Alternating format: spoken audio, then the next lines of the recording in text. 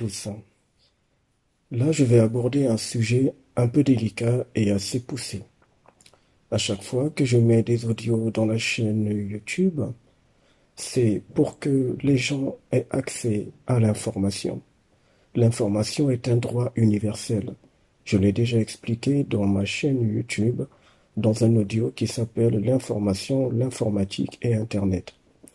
Et c'est pour ça justement que je partage des euh, quelques paroles, du moins quelques enseignements, même si j'aime pas trop ce terme, dans la chaîne YouTube. Alors, écoutez attentivement ceci. C'est peut-être déjà arrivé que l'un d'entre vous, ou plusieurs d'entre vous, ait assisté ou ait subi la scène suivante. Vous arrivez dans une sorte de magasin, mais la vitre est tellement bien nettoyée que vous avez l'impression qu'il n'y a pas de vitre. Lorsque vous avancez en vitesse, vous vous cognez dessus et vous vous faites mal.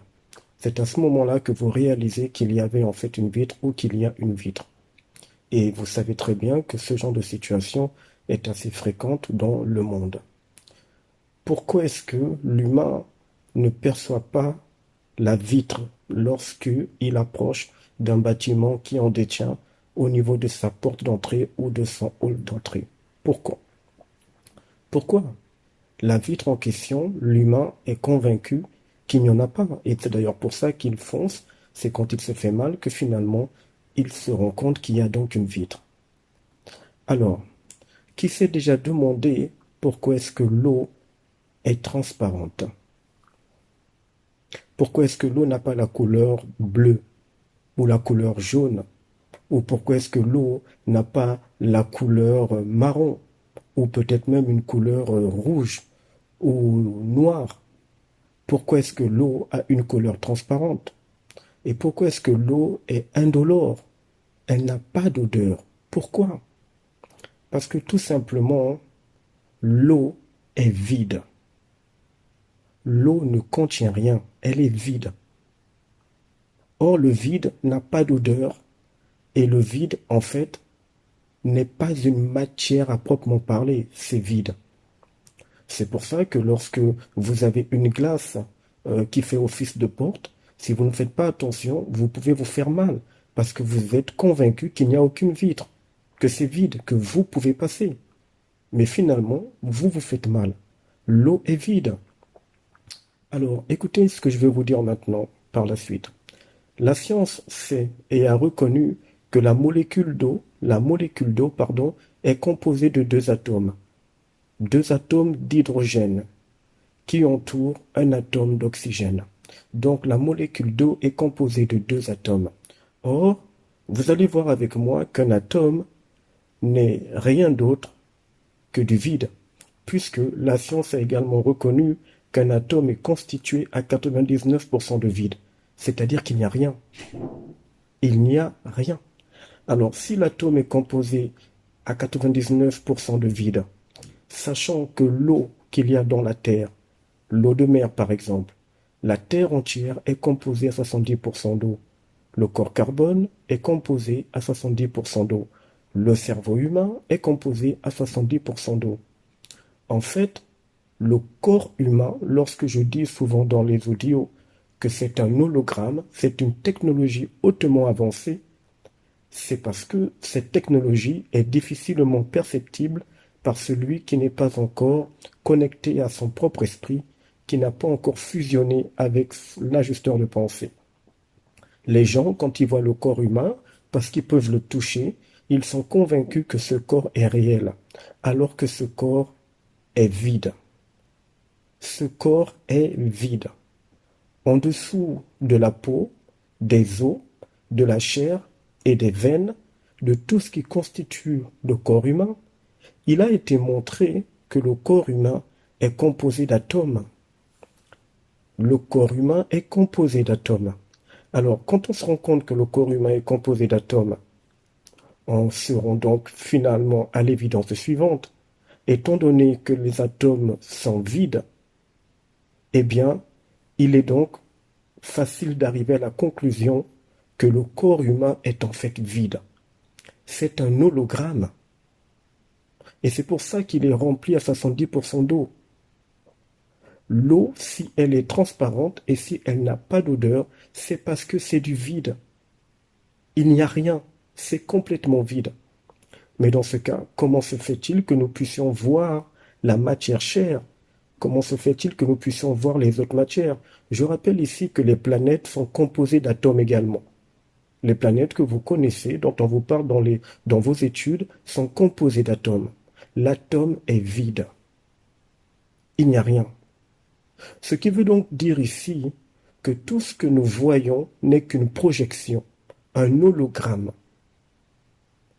qui est envoyé directement dans l'âme humaine, dans la psyché humaine, et qui fait office d'écran de cinéma, de sorte que nous sommes convaincus que ce que nous voyons, le corps que nous touchons, est bien réel.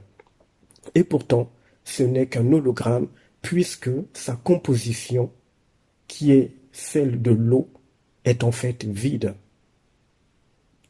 Alors, vous pouvez toucher cette matière, vous pouvez interagir avec elle, vous pouvez parler avec elle, c'est logique, puisque même la science moderne a reconnu que l'eau pouvait communiquer.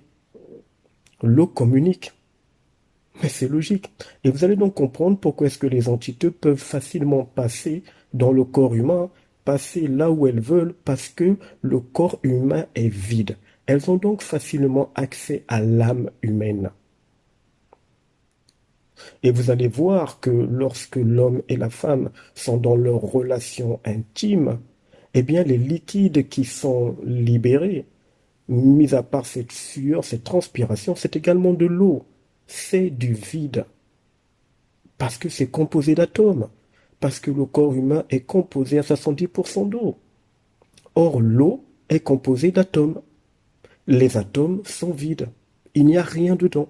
C'est vide. Il n'y a rien. Alors, il faut que les gens essayent de regarder ce qui les entoure en mettant de côté leurs émotions, leurs sentiments, leur logique planétaire et en essayant de regarder ça de façon froide, de façon neutre. Et vous allez voir que cette planète n'est pas du tout ce que l'on vous présente dans les médias, dans les journaux, dans les écoles, dans la télévision, Ce n'est pas du tout ce que vous imaginez. Nous sommes enfermés dans des corps qui sont composés de vide. Et l'âme subit des projections holographiques dans la psyché à chaque fois pour que l'âme soit convaincue que ce qu'elle voit, la matière qu'elle touche, tout ce avec quoi elle interagit, les animaux, les humains, que tout ceci est réel. Ce n'est pas réel, ce n'est qu'une illusion. C'est vrai parce que vous pouvez toucher, mais ce n'est pas réel parce que c'est vide. C'est composé de vide. C'est une projection, c'est une programmation. Et c'est pour ça que je parle de monde holographique, de programme informatique, de simulation informatique, de fractal.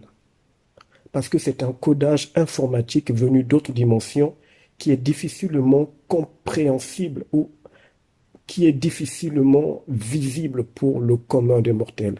Et pourtant, les entités ne cachent rien, parce que les entités sont également sous la loi de l'information, sauf qu'elle la déviance qui concerne l'être humain pour mieux le garder esclave et sous domination de leur présence.